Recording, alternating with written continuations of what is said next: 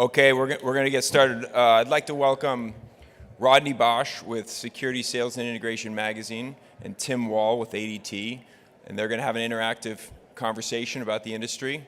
And hopefully we can all learn something from it. Thank you both for being here. It's good to be here. So Tim, welcome. Tim, of course, is one of the industry's most respected and successful executives and company builders. He is renowned for his extensive financial and operational expertise, having been involved in several historic M&A transactions in the industry, of which I know you guys are very familiar. His leadership is indelibly tied to the success of such brands as SecurityLink, Honeywell Security, Stanley, Protection One, of course ADT. There's so much more we could highlight from Tim's decades-long career, all of which gave good cause for his induction into the SSI Industry Hall of Fame in 2013. He's gone on to accomplish a heck of a lot since his induction, not the least of which him being intimately involved in the acquisition and merging of P1 and ASG Security, followed by, of course, the acquisition of ADT, serving as CEO and taking the company public. So good morning to everyone. It's a pleasure for myself to be here, especially sharing this stage with Tim and getting to talk shop with him. Our purpose today is to talk about some of the major disruptors affecting the electronic security industry, with a particular focus on independent installing security contractors. So with that, we'll jump right in. And I want to start in the residential space, Tim, and particularly the smart home. There are a lot of gorillas in this space, not the least of which is Amazon. You and I shared some time on the phone yesterday a little bit. Can you riff on Amazon in particular and how you see them disrupting the resi space, please? Yeah, not the first time I got that question, Rodney. It's big with all the investors. And I think when you look at Amazon and some of the big people coming into the space, I take a look at the model of the consumer business. And years ago, you've had a field sales force, you'd go out there into the home, you'd sell your system, you'd sell your wares. That kind of changed with the phone sales. As people started buying things over the phone, a lot of us traditional people are like, whoa, they would buy it over the phone? And of course they do, and that's, of course, morphed into they'll actually buy it off their iPhone now and just go into a website. So the idea that the person would come out and take a look at you at your home. And that's really where DIY has started to come in. And Simply Safe did a great job, marketed the heck out of themselves, kind of came into the space.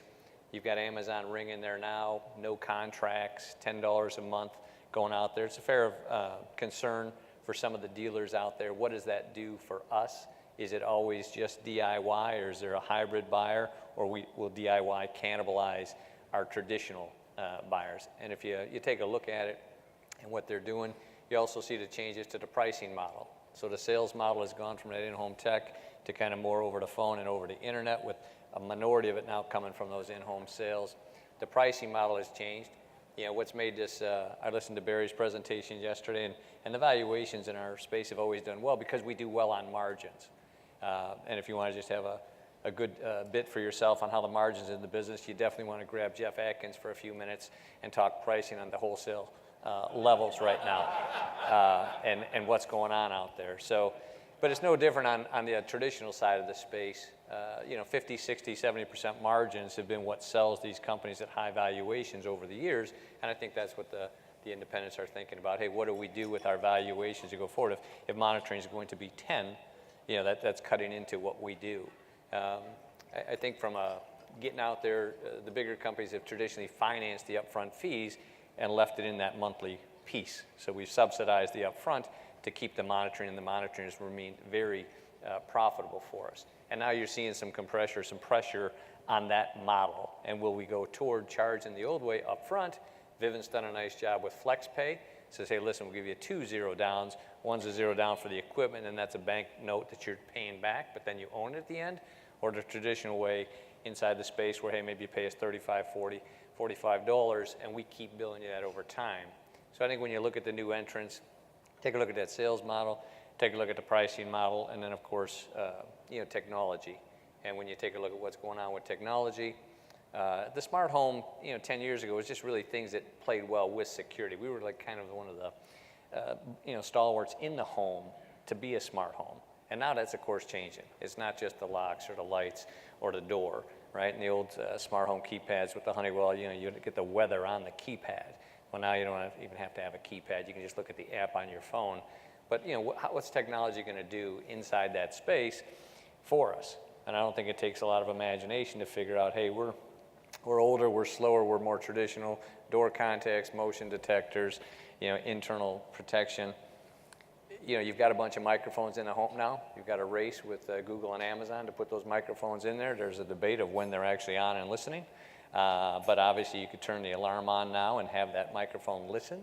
Similar to the old Sonotrol days way back when on the commercial. This is how we used to sell the systems. And when you heard something, you would listen in closer.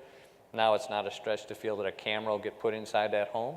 And whether that's a fixed camera, you've got a vacuum cleaner that runs all over the house, you can see where technology will go toward, the camera will move toward the sound and send the picture back as you go forward. So will traditional systems, door contacts, motion, how does that look going forward? And I think these are the questions that most of the folks want to hear about. And hey, how will I set up my business for the next 5, 10, 15 years with the new entrants, the Amazons, the Googles, the DIY being such a prevalent play. And the one thing I would tell you that I'd feel really positive about, somebody has to service all that stuff. The home is getting more complicated by the minute. Most of the folks in the room have technical resources available. And again, all our research has shown, the DIYs aren't taking over anything. It is a separate buyer. Hopefully it adds to the market share, but it's a distinct buyer as opposed to someone who's going to say, hey, I need someone to help me. It's great if our techs can get in and out of the house in 2 hours or 4 hours or 6 instead of 2 or 3 days. But as you look at it, there's always going to be a need to service that home, and that's where I think the folks in here can feel good about their the fortunes going forward and the money for their businesses. You mentioned margins. I am curious about margins in today's marketplace. Is there a lot of downward pressure on it as all these new entrants come into the space, or can a traditional security dealer expect to have a nice chunk of margin still on some of these contracts? I think what you're seeing is getting to a more transparent place of what the fees that we charge are. Monitoring sounds like it's monitoring, but it rarely is. If it was just straight Bergen fire monitoring at home, I think all of us would be pretty close in the range of what we'd be willing to charge for that, and there will always be some price leaders that might want to compress that a little bit. But the fact that there's so many things into your monthly fee, a Vivint system could be $60 or $70. Traditional system could be $40 to $50 if you go build it out there. The fact that you're still financing the upfront investment into the monthly kind of clouds it for the consumer. And I think as an industry, we've got to use our websites, we've got to use our advertising presence to kind of, bring those fees across the board. Hey, there's an upfront fee, and you can pay for it with cash, you can pay for it by financing it, you can pay for it by adding it into your monthly. There's standard fees of what we do. Do you want monitoring? Do you want the apps? Do you want the smart home technologies? Do you want warranty on that? Do you want cell towers? And those are services. And I don't think as an industry we've done a great job explaining to the consumer how those services raise the rates up. If you get in a one-on-one conversation, of course, it's very easy. But if you go to each of our individual websites, I would argue it's not as clear. And many of the younger buyers, and the millennials in particular, feel very comfortable buying off the website. So I think we have work to do to be very transparent about what our services are and what we are charging for. Because nobody's really charging a better price than us. Even at $10 a month monitoring, so it's somewhat discounted. But if all you're getting is monitoring, most people in the room would say, all right, I can still probably do that deal. Or I can get close enough that I can sell, that we're better at it and we deserve 15 or 19. But no one's walking in and saying, I need 40 for my monitoring and you can sell for 10. The reality is what you're putting in there between 10 and 40 is a lot of services as well as financing equipment. And I just think the transparency is a piece that we've probably got to work on as an industry, to make it so the consumer can make an informed decision. Mm-hmm. Speaking of informed decisions, e-commerce has ushered in this ability for the consumer to check prices across a broad range of providers. Are we seeing that in the security space? Where if I'm a dealer, I come in and say, I'll give you these services for X amount of monitoring. Can we expect that the consumer is educated on what maybe other players might be offering in the same space? You can definitely count on the consumer believing they're educated.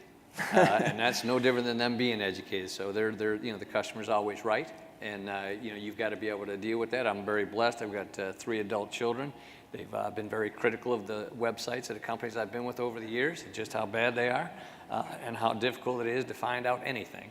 So they value simplicity versus what I call the sizzle versus the steak. And I think a fair amount of us in the space may be guilty of that, of having too much steak and not enough of the sizzle. Say, hey, this is why you should buy from me. You know it in your heart, you know it with your employees, you know it in your value proposition when you share it. But transferring that to e-commerce and the web, I do think is something that everybody could kind of take a look at. There's some outstanding people in the forefront of that, but I think by and large, we're a little bit lagging in that area as an industry. And just circling back to this idea of no contracts, good thing, bad thing for the traditional security dealer to try to compete with? I think having no terms, we're probably all pretty comfortable with. If I don't have to finance the deal, and I can't tell how many deals I've shook hands on and say, if you don't like the service, just call me and cancel. If we haven't earned your business, it's okay to cancel. So the idea that I would have you tied into taking my service, I think we can all get right with that. And if we're not financing equipment and we're not putting money out of our pocket, I think that's not an issue for the alarm industry. I mean, having a contract signed that limits liability and expressly, details what happens in the event of a problem, that I would say that needs to be a staple. Now, whether you do that for 0 months, 1 month, 1 year, I don't think the people in this room have that kind of an issue with it. So I don't think no contracts is the issue, depending on what we're charging for and what we're getting back. Mm-hmm. I'm active in the home market. Speaking from a dealer perspective, I'm selling these new services. What comes after the sell, though? Do you see it important for there to be like a white glove service to teach and educate the homeowner about the capabilities and the new functionalities on their phone and stuff like that? I think that it was a lot simpler when 1, 2, 3, 4 on, green light, red light. Now, no matter how good your technician does leaving the site, the idea that your customer is going to learn this much about their system, remember how to upload their app and do this, I think that's gone. So you've got to be quick with tech support. You've got to have a path to show them, hey, I can get this back up for you. You've got to be that convenient thing. And again, that's where I think you differentiate on your service. If a customer can call you quickly, get an answer to whatever their issue is, you put them back on their way, everything's fine. Expecting them to learn what's inherent to all of us, that's an uphill putt, for sure, as you go forward. Okay. I just want everybody to know we're going to save a few minutes at the end. Tim welcomes any questions you might have for him. Let's stay on technology. Can you riff a little bit about some of the technology out there right now that excites you and what you see might be coming down the pike that folks in the room here should be aware of? It's fun to look at all the startups and, they pitch you on, hey, this is their idea and their independence. They've got, just a small group of people and this is what they're working on. I think a couple things get me more interested than others. I think as a group, nobody knows more about false alarms than we do, and false alarm percentages have long been bandied about. And I kind of look at them like I look at RMR multiples. They're both just things that we talk about, but underlying for an RMR multiple is cash flow and earnings for a business, and whether you can get that to an RMR multiple, that's one thing. But if you kind of take a look at false alarm percentage, it's how many times did you have to roll a responder per home? That's the metric that you should all be focused on, that we should be focused on. Reduce that number, right? If I've got 1,000 homes and I roll once a year, what can I do to get that to a half? It doesn't take a lot of thinking, and most of you guys have done some great work in terms of working with the local law enforcement to get them to respond. But there's a fair amount of non-response out there. There's a fair amount of change out there with municipalities. Seeing a city council sitting around and saying, hey, why do we have to respond to any of these alarms? Why wouldn't we just have some drones and we can run them from our thing? Could a drone do a better job, eyeballing a residence and feeding that back to me and deciding if I need somebody than actually rolling a squad car out there? And I know in Chicago in the winter, thinking someone's going to get out of the squad car and traipse around the snow and check your whole house, that might be a little bit optimistic. They might check that from the window of the squad car where the heater's playing. So, if I could sit there and run a few drones for these responses, you can see that day is a maybe out there. So I look toward the technologies that might be disruptive on the resi side, and then, hey, how do we make sure we're positioned well to deal with that going forward? I think in the home, younger and younger, I've talked to just so many people, they're comfortable with microphones in their home, and they're comfortable with cameras in their home. So the idea that you can just listen quickly, arm a system, have it listen for sounds, have cameras remotely get to the area where the sound is. Again, I can see that traditional, the old one where you put a hard wire and you went to every window in the house and you put your interior mats or your interior motions, smoke and fire detection in every room. I don't know that that's, if you look out 5-10 years, that's how we'll secure homes going forward. Spent the majority of our time today talking about the smart home, but I want to make sure we touch on commercial as well. So all these technologies, apps coming into the home, what are the opportunities that you see right now in the commercial space for some of this stuff? I think everybody in commercial just got a little more of a feel good. Like it's not quite the defensive, like, hey, who's all the new guys coming into our space? I think people understand it's tougher to get into the commercial space. The years of expertise, the requirements, the regulations to get in that space. So I think there's a bit of a comfort. I think you've seen over the last 5-10 years, the integrators particularly have really taken towards selling recurring. For a long time, an integrator was like, look, I don't talk to alarm guys. They're kind of simple heads. We do the big boy stuff over here. We're engineers. This is where the real, stuff happens. And it's like, those kids play over here. It's cute. And now they're like, well, listen, that cute stuff actually pays high multiples. So maybe I could learn something cute over there and actually bring that. And I think you've seen that in the integrated space where they're starting to bring recurring services. Now, it's mostly service or test and inspection, but they understand that if they can build that book, I think Barry said yesterday, 10-15% starts getting them a different multiple when they go to exit. And I think you're seeing some real good roll-up strategies. I know we follow the space. Conversion, of course, is done several deals, kind of one a month. They're pretty steady, trying to build that up. I know that we recently completed Red Hawk, which had a similar strategy. So I think commercial feels a little safer right now, feels a little more comfortable where I control my destiny, where I'm not worried so much about what the new entrant's going to do, and is someone going to come in here and try and buy market share at my expense. And again, the other nice thing about the commercial space, I've for a long time compared it to the automobile industry. You have a commercial system today, in 5 years, you're going to need a new one. So it's going to be upgraded. You're going to need the new technology, and it's where the number of cameras, the use of those cameras, et cetera, the access control, what you can actually sell, gets exciting to people. Hey, this is what you can do for your space. So I do think it's kind of two separate markets. Consumer, much more unknown entrance. How's it going to be? Commercial, it feels like a lot more comfortable to go to as we push forward. I promise, we're leaving a few minutes at the end, but just staying on commercial real quick. So much consolidation. You mentioned Convergent. Can a hardworking, small market integrator compete in the commercial space still today? Yeah, all day long, because there's still a fair amount of labor into the component. And those techs are gold. I heard someone was talking about this morning what that tech program looks like and how do we grow more techs on the commercial space and the apprentice program. But they make a huge difference. The price that someone's buying equipment at versus what you're buying at, you might be on column 1 versus column 5. Yeah, that'll get there at the end, but you've also got a lot less overhead. You're not baking those in. So I don't see the actual buying of the widgets being preluding me from competing as just Tim's alarm against a big guy in the space. In any way. So I also think you get playing that local card is just a strong card. I'm local, I'm right here, I'm your neighbor, I'm in your community. You need something, call me. Do you want to deal with an 800 number? Do you want to call this city wherever they happen to be located? And again, I've sold on both sides of this equation, but there's always room to be the independent guy. And hey, I'm going to deliver this service for you. I take pride in what we do. My local guys are Jim and John. They're going to do a terrific job for you. So I don't see any issue competing in the space at all. Okay, great. So guys, we'd like to open it up. We have a microphone out here, and Are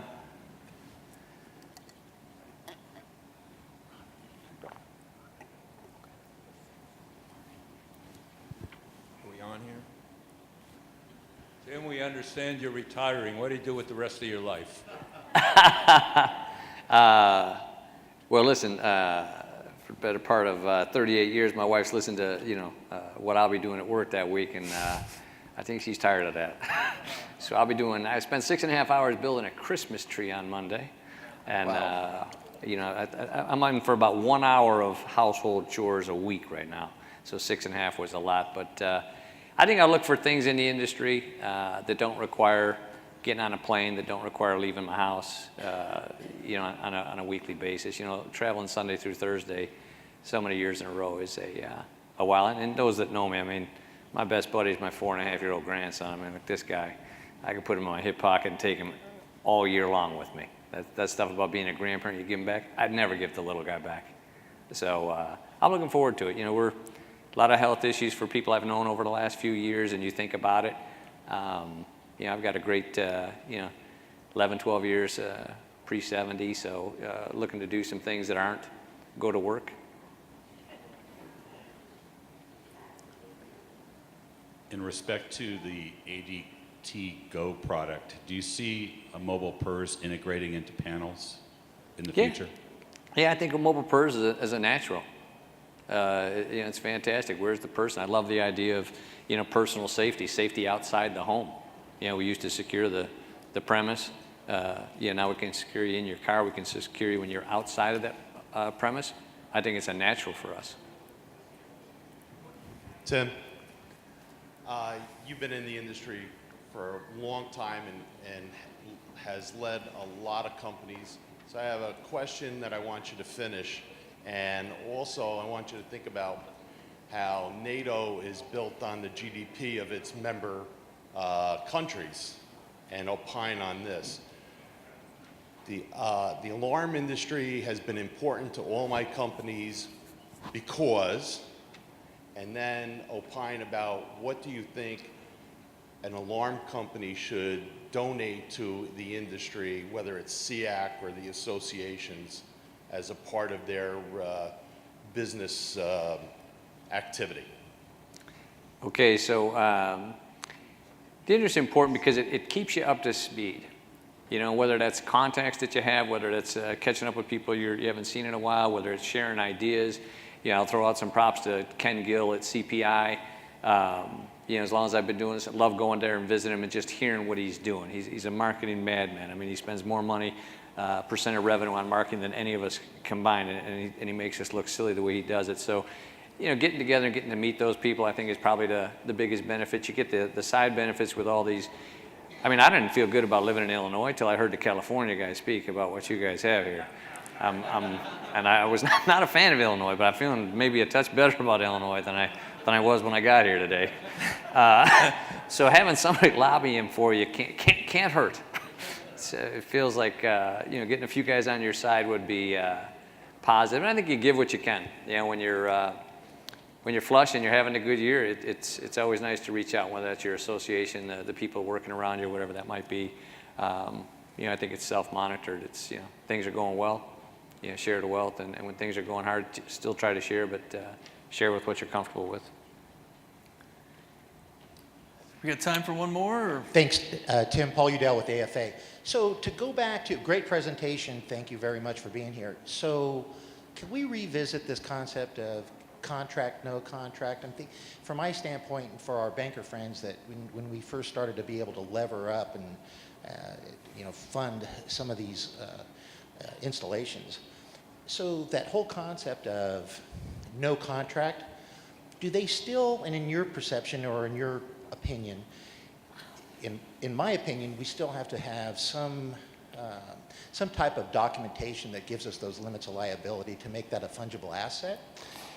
So what's your view on the no contract marketing? I mean, they've done a great job, for example, Simply Safe saying no contract, but is that really no contract? Yeah, so me personally, I would have a contract with no term.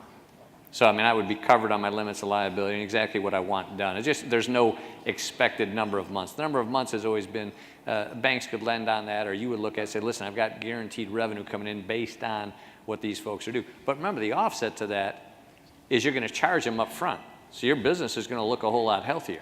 You're going to get money at the point of sale that you typically haven't got because you subsidize that install and put it into the monthly fee. So again, from looking at your business and could I lend as much against it? Of course you would. Because you'd just be changing the dollars from recurring, where all your margin comes from, to taking money at the time of transaction. And the contractor says, I don't need you to guarantee me 60 months of this because I didn't finance you buying this. So it's not you paying me back. But I would always have a contract that clearly said, hey, what happens in the event we have an issue? It's just whether I would have that be a day-to-day, or maybe shorten it to 1 year, whatever you want to do there. But I don't think we need 5-year contracts or 3-year contracts, to compete. I don't think that's an issue for us. They're giving us the hook. Thank you so Thank much. you, Rodney. I appreciate it. Thank you, everybody. Nice to see you.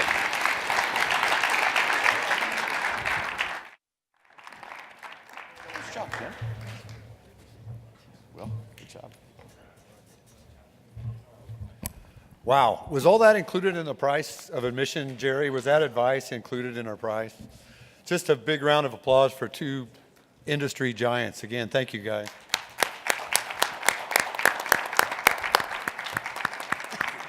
Next, we have two additional fans of the CAA, Kirk MacDowell. Many of you know both these guys, too. MacGuard Services, past president of GLASA, SIA. It says on here ARIF, but I think you're now the chairman of ARIF, if I heard right.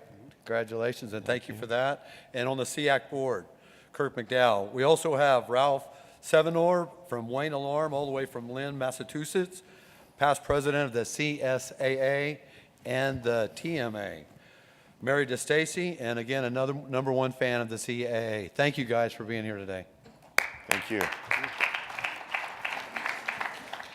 Well, good morning.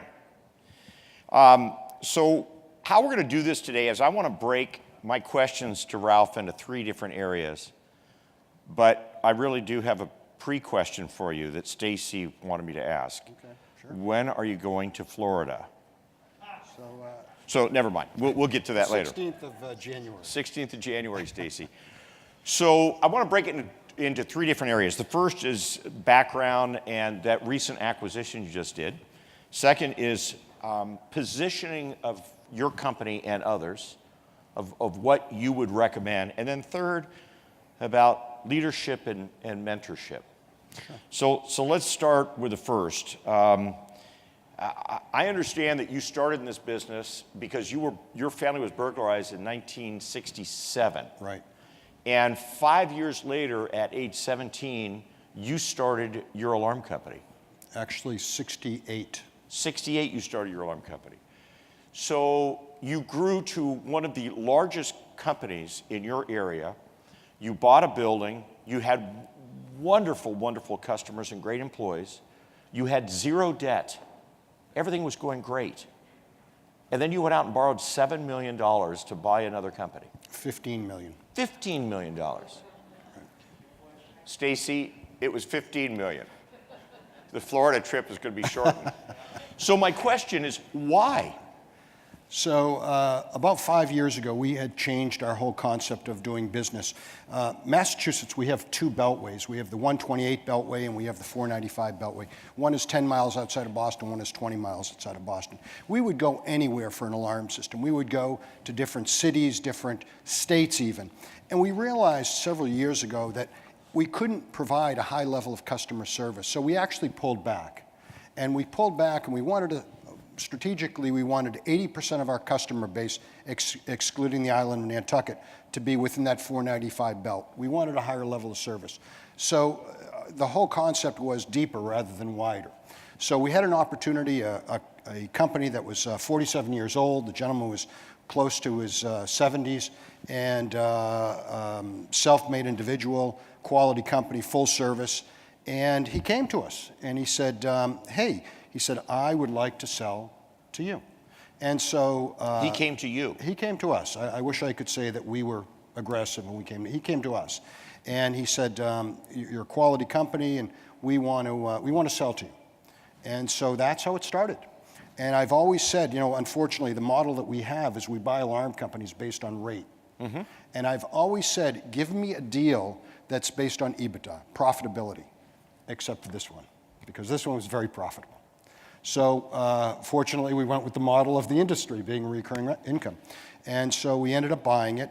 Over the years, past 6-7 years, we've had a company, outside auditing company, TRG, come in and really get our books in order and get it to... This was prior to the acquisition? Correct, about 6-7 years prior. Okay. And we brought them in, not with the concept we were ever going to buy as large a company. We bought companies, 1,000 accounts, right, 1,500 accounts, but never 8,700 accounts. So it represented about 50% of our business. Mm-hmm. So think about that.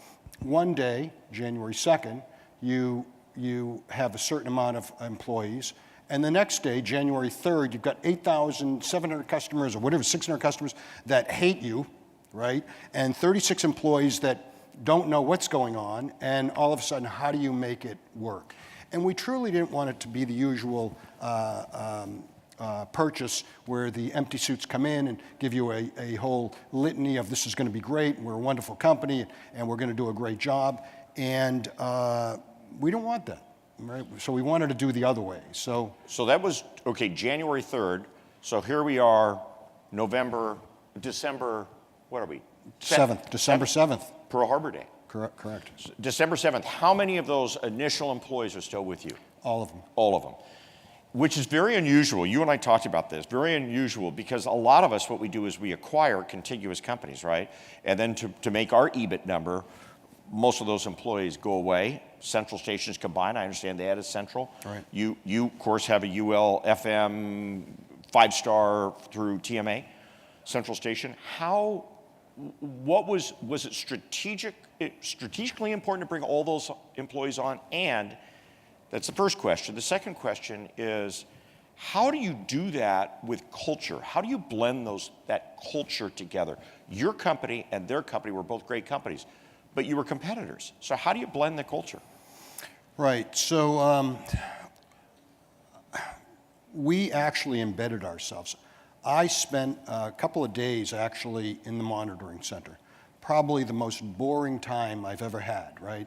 But 8 hours at a shift, and just you need to be on the road, right? I was carrying ladders for technicians that were a quarter of my age, right? So we didn't want to be the empty suits just coming in. We wanted to really embed ourselves. So set the example. Yeah, exactly. Okay. Let's talk about positioning. Point number 2, positioning of your company and competing. Lots of discussion in the industry about, we've been hearing it the last couple of days, disruptors. What George DeMarco says, mega. The MSOs, the cable operators, Apple, Google, and Amazon, disruptors. What do you see? We heard Tim speak very eloquently about that. What do you see? How are you competing? And should a company now panic and sell? Should they buy? I know you just delivered a kind of a paper on this, so talk to me about if I should grow my company or I should get the heck out. I don't think there's any better time to be in this business than now. All right, that's just my take. All right. So we talk about all the external disruptors.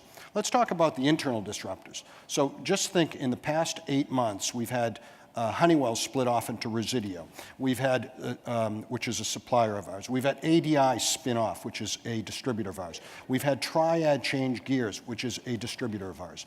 We've had Sedona Office, which is our AR/AP platform, spin off. We've had Sims Software, which is our monitoring platform, spin off. So we talk about all the disruptors outside of the industry. We don't look at the ones inside of our industry. You need to have the stomach for it. I hear what keeps you up at night. Let me tell you, if something is keeping you up in this business on a regular basis, it's time to get out of the business, right? Because it's just a business of change, and we need to be prepared for that change. So I think for the mid to small size operator, I think it's a great time. I think statistically, if you look at their retention rates, that under 500, under even 250 employees, their retention is significantly higher than the larger companies, the juggernauts. They can make decisions. They can be more agile than a larger company that has, for example, the lust of Wall Street. Yeah, and I would also argue, and I would love your comment on this, I would also argue that you position yourself for this acquisition, not even knowing this acquisition was going to come knocking on your door. And you did that by hiring TRG to come in and do an evaluation through the process. And that may have just been to validate where you thought you were. So tell us about that process and tell us why companies should do that. Yeah, so it's like a ball game. You want to know where you are. You want to know where you stand. And that's the advantage of CSA, ESA, TMA, because we can have a reference point. We can understand where we are because when we first started it, we realized that we were reporting things incorrectly. And so over time, we got to normalize that, and we got a good reference point. And I have to tell you, I wish I could take the credit on it, but over the years, we've fine-tuned our processes to the point where when we went for a bank loan, it was very easy. So what is the most exciting thing that you do every day at your company? What doesn't keep you up at night? What motivates you to get up in the morning? Saving lives. So you're still back to what I call the heartbeat, and that's all the other things, the connected home, all the other things that you now have through Residio that provides that service, that back end for you.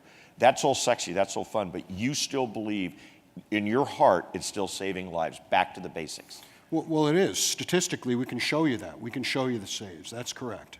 And even in a great economy, we look at bundling services, but I would challenge you when I would say in a poor economy, this industry is pretty vibrant, right? Even in a poor economy. So let's not forget our core roots. Good. I'm glad you said that. Yeah. I want to tell a Ralph story. In our lives, we have overt mentors and we have covert mentors, right? The covert mentors are people that we look up to that we may never tell them they've helped us, right? We could be going through a life change, we could be selling our business, we could be getting a divorce, we could be making a change from one employer to another. I will tell you that this gentleman to me has been an overt and a covert mentor. He has always been there whenever I had a question. It's not uncommon to get personal notes from him in the mail at home. Many of you have done that as well. And my question to you is that from you just giving back? Or I know that, so let me finish the question. Is that you just giving back? Or are you also expecting that in return? And then I'll let you answer. Because I know that when you were going through your acquisition, you called the Westfalls. Yes. Okay? Yes. And you had Roger, right? Or Bruce. Bruce, you had yeah. Bruce come and spend some time with you. Right. Which to me was a brilliant thing to do. So answer the question and then relate the story about Bruce and your connection with the industry and how you get help as well. Well, so just think of, I guess I would say it this way, that I say that if you take one idea from someone, it's stealing. If you take multiple, it's research. So I'm a big believer in research, right? And so the more we can network, the better it is. So over the years, people have been there to help me, and you've asked questions, and there are so many people. Joe Nuccio, I think, is here, and Bud Wolfhurst. And that you pick up the phone, and you get a grounding. You know, am I thinking this thing through correctly? And show me what the flaws are. And people in our industry over the years, at least I've found, have been so open to share. It's a two-way street, obviously. You've got to participate. And that's the strength of really associations, right? If I didn't participate at the CAA or ESA, I wouldn't have those friends, contacts, expertise. Great. Let's open it up for a couple of questions because people may have some questions that I didn't think of. George DeMarco, I think, had a question about should he stay in the industry or should he go? He should go. Question is, go where? Okay, well then, go, yes, Mr. Lessingold.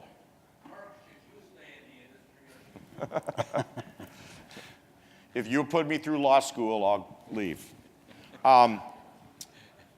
So how many associations, let's go back to association for a minute. How many associations do you belong to today? So Chamber of Commerce's, Rotaries, local, I think we belong to 3 or 4 local associations, ESA, TMA, just as many as we can join. The whole key isn't just being there, it's participating. Right. You got to give. You got to be involved. Right. And what I can tell you is I give a lot, but I get a lot more coming back. And I think that's important for everyone to realize. So my last question, we're a little bit ahead of schedule, but my last question is, when I was a youngster, I grew up in Southern California. However, I would spend my summers on Nantucket Island. Right. My uncle had a home there. You opened, was that part of the acquisition? No. Tell me about Nantucket. What was the... So, little island, 91 miles outside of Boston, outside of actually Lynn, and we monitored a company, and it was about 1,200 accounts. And we thought, it was a sleeper, we'll buy it. So the gentleman wanted to retire, and he moved up to Camden, Maine, which is really out in the sticks. And he said, for the first year, I'm going to take care of the service. He said, when you get a service call, the calls will come to me and I'll take care of them. And it was interesting because the first year it was a sleeper. We really didn't do much. There's not much we did. And so the former owner had called us and said, it's time for me to move to Maine. And so we forwarded all the lines to Lynn, our office. And all of a sudden, it was incredible. All kinds of calls came in, all kinds of work came in. And we couldn't quite figure out what was going on. Did the economy of Nantucket change? What happened between last month and this month? What happened is for the first year, he was picking up the phone saying, I'm too busy, right? And so the floodgates opened, and here we're talking about a little island that has 10,500 people. It goes up to 150,000 people in the summertime. And we bought our own sort of like a fire station. We have sometimes 6 people there, 4 vehicles, and living quarters, and things we've never seen. For example, you take it's out in the ocean, obviously, a considerable amount, and it's not uncommon to have someone open a window and fog rolls in and it condenses in the smoke detector.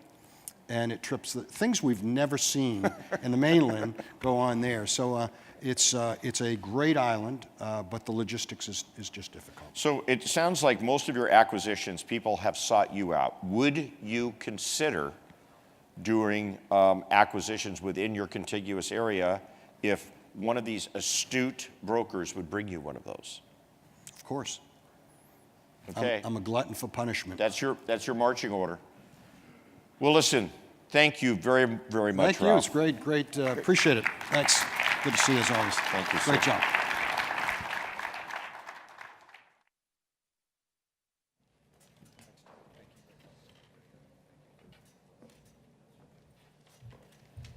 Thank you, gentlemen. Wish we had more time for questions. I thought there'd be an exit strategy question in there too, but I didn't get to hear that answer. Next, we have 2 distinguished gentlemen that are no stranger to anyone. Lessing Gold, valued counsel to the CAA. I think that's all you do, isn't it, Les? Maybe Sandy's husband too. And then Will Wise from the ISC, a valued partner of the CAA, as we spoke all day today. So welcome, gentlemen. Thank you. Well, Will, now we've heard from the old guys in the industry, and now the new guys are going to really talk a little bit. You're new to the industry. What enticed you to get into the industry?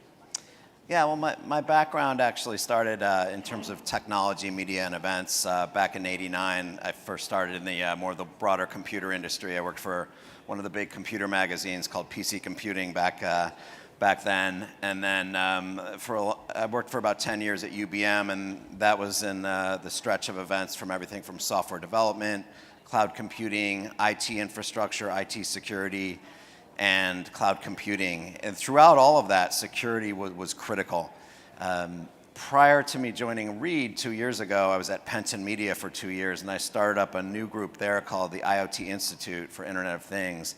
That was very focused on industrial Internet of Things applications, but also public safety, on how to use connectivity to improve safety and services. So security's always been there through everything I've done from that media and technology and event side of things. But obviously working with ISC, it's a completely deep dive. And what really we're seeing is how do we kind of just keep bridging the gaps in terms of technology and people in the industry. What do you see as being different in the security industry from where your background was previously? I think a big difference in every conference we go to, whether it's bigger or smaller or vertical industry or broader, it's the 10 years ago, 15 years ago, Les, by the way, was like a founding father of ISC events 50 years ago. There was a lot more silos. We still are facing the battling of silos between individuals and responsibilities, but how do we get more disparate groups working together? I also view technology integration as a challenge where there's a lot of silos. How do you get interoperability working? How do you actually, take the data and do something with it, not just, store it? So those are the, I think the change is everybody, whether it's from this physical side all the way to more of the IT, is realizing, okay, how do we actually build these bridges? Based on your working with ISC the last couple of years, what have you learned about the security industry that makes it unique? One of the things that's been really impressive is the community. It's really fantastic between vendors and manufacturers, between even event companies, media. There's an inherent commitment to public safety and the cause and making lives better, making sure the economy can thrive in a safe environment. I'm just so impressed with that between the association partnerships, the media partnerships. Heck, Mission 500, cause, we've got multiple big competitors that come together at our events to work on those causes. So the community is very impressive, ultimately. We've listened to speakers the last day or two, and everyone talks about disruption. What do you see as the disruptors in the industry, and can you define what we were referring to as a disruptor? I think it's interesting. I was listening to the comments earlier, and I totally agree. The word disruptor can be taken in a lot of different ways, and I think sometimes people think of it as those external market sources or storms brewing, or wow, there's some new technology development that we're not ready for, or we don't have the talent to bring in. And I think there are some things there that are challenging us relative to everything being connected and the cybersecurity concerns that we're all trying to catch up to. There were some great comments on that earlier, including from Trent. Keeping up with the bandwidth. I mean, let's face it, with our communication systems, alarms to everything really is relying on top-notch bandwidth. So like 5G coming out, what's that going to mean in terms of the communication systems? These are disruptors, but I think done right, they can be opportunities. Opportunities for the vendors to figure out the next big business model. Definitely opportunity for the professionals and practitioners, whether you're at an end user or an integrator or dealer. It's like getting the right staffing, embracing those technology areas, and getting the education and training. So there are several disruptors, so to speak, but I like the comment earlier. It's change. Change is constant. If you're not ready to embrace that, it's going to be a challenge. I mean, let's face it, with just the amount of attacks that happen and school safety, it's inevitable there's going to be something coming down the pike, but how do we get more prepared for it? So there are some disruptors. Drones were mentioned. Okay, how are our businesses, how are government, how are integrators, where's drones going to fit in? And there's both a positive application potentially of drones, like NYPD just actually launched a drone program for them to use, not to survey for surveillance of the general public, but if there's crises or if there's even first responder needs. But how do we figure out where those will fit in? I think those are the disruptors. How do you really determine how to fit these disruptions into the show, into the ISC show, whether it be from a product or from an educational standpoint? Yeah, it's one thing that we assess really closely. Again, we're an independent event. We're not just aligned with any one product or category. So seeing what the demand is for education and training is very interesting, and I personally look at that very closely. And in the last 2 years, what I think has been really interesting is there's very much a comprehensive spectrum of topics that our audience wants. It's not just on video. It's not just on access control. There's been a lot of demand for where does cybersecurity fit into the physical security spectrum. Again, communication systems and alerts, how can those be used? More real-time data, incorporating machine learning. And that's challenging. There's a lot of educational needs that we're seeing demand for. And so we're reflecting that in our conference programs. But it's also typically, as I've talked to people that come to the education, they're like, wow, I'm an expert in these two areas, but wow, I really need to ramp up on these extra three. And that's a challenge that we look at. So actually, ISC really has to become involved in education in terms of planning these events. Is that correct? Absolutely, and the educational conference part at ISC West has grown significantly, and our partnership with SIA is a big part of that. They produced the educational program.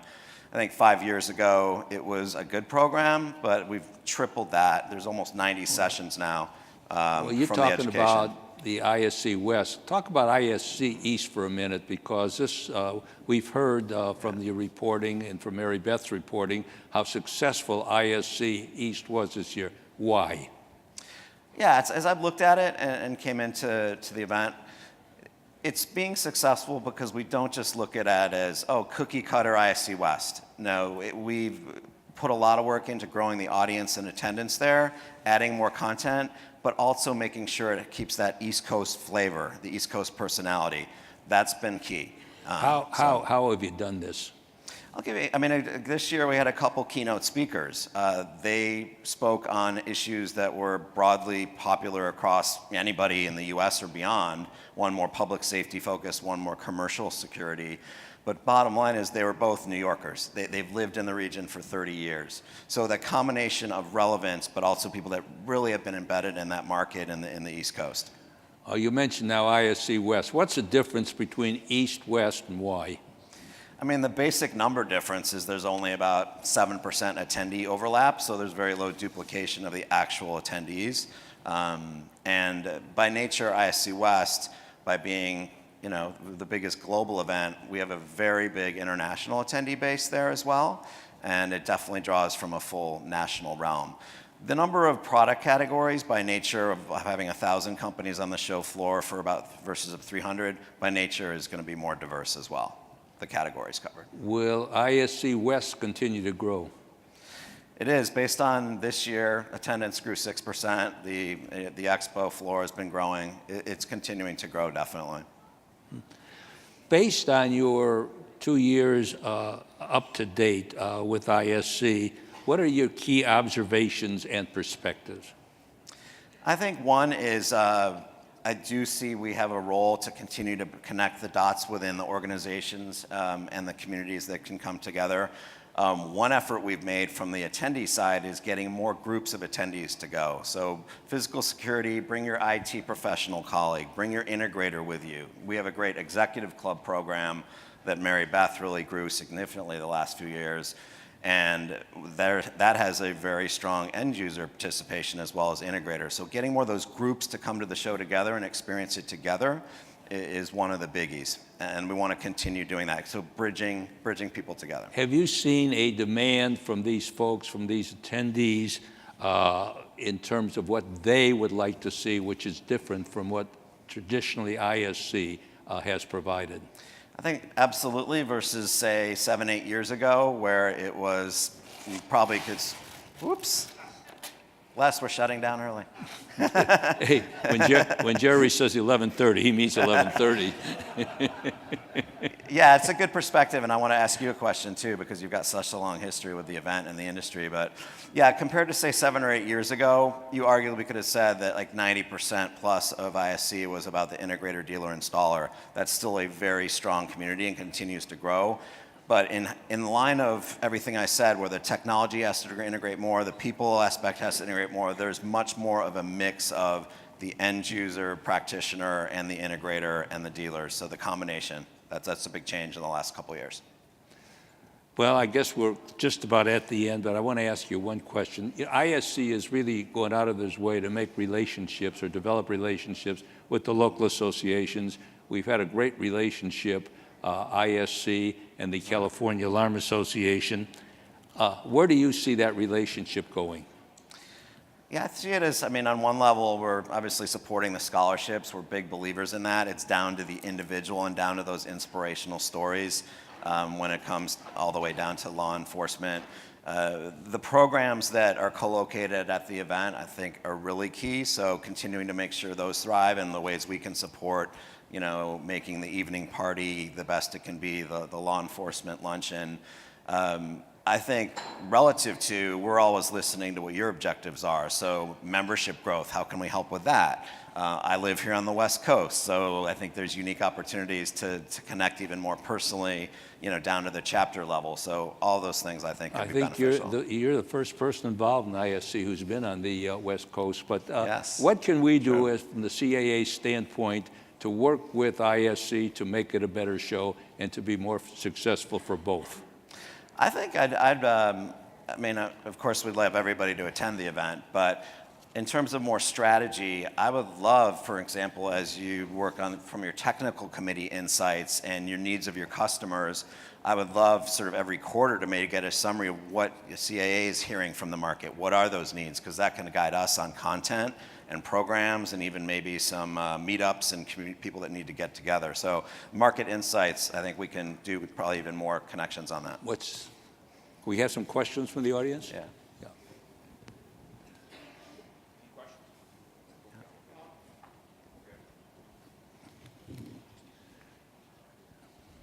So, Will, I went to East this year. I hadn't been for many years. Yeah. It was brilliant. It was good. Thank you. Thank you. And I went not as a vendor this year. It was great. So the excitement from East. It was interesting that you said only 7%. There's an overlap of only. Yeah, from the attendees, not counting exhibitors, obviously, but from the core attendees. Yeah. Well, this really wasn't, it was more of a comment than a question. Just congratulations to you and team. Thank you. It was absolutely terrific, and look forward to West. But I will say that if you want to speak at West, it's a long process to be vetted, right? That's true. So That's true. they asked me not to speak ever again, so thanks. Well, Yeah, actually, I mean, that is a good question. We do start the call for speakers really early. It's not just 3 months out. It's usually, within honestly, we start that process 11 months out. So just creating the dialogue with us, a relationship relative to what you're hearing in the market, actually use cases, absolutely those are opportunities. Yeah. Well, I went to both this year, and for the second year in a row in East, I noticed it's a little different than West, that you don't see the word security or alarm really mentioned much there. It's about holistic approaches and the independent dealer and introducing them to more of the other products that are available out in the industry. And I think that's a good change. I think it's a different show in that aspect, and it caters Right. more to the large independent dealer. Right. I think that's a good observation, and honestly, we can't be everywhere at any event, so hearing that kind of insights, we're all ears on too, because that gives us guidance on, wow, if there's a certain area that's blossoming, how do we continue to support that? any more questions? We'll keep up the good work, and on behalf of the California Alarm Association, I want to thank you for your participation, and certainly, as earlier mentioned, the fact that you're participating in our program, our scholarship program, the $5,000 has been fantastic. Thank you. And I think that if there's anything that the California Alarm Association can do to enhance the show, please let us know. Thank you very much. Thank you, Les. Appreciate it. Thank you.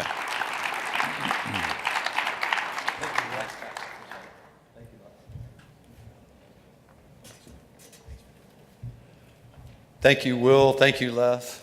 I think there's a plug there for the ISC show West. It's a not to miss event. So thank you very much for Will for that, and Les.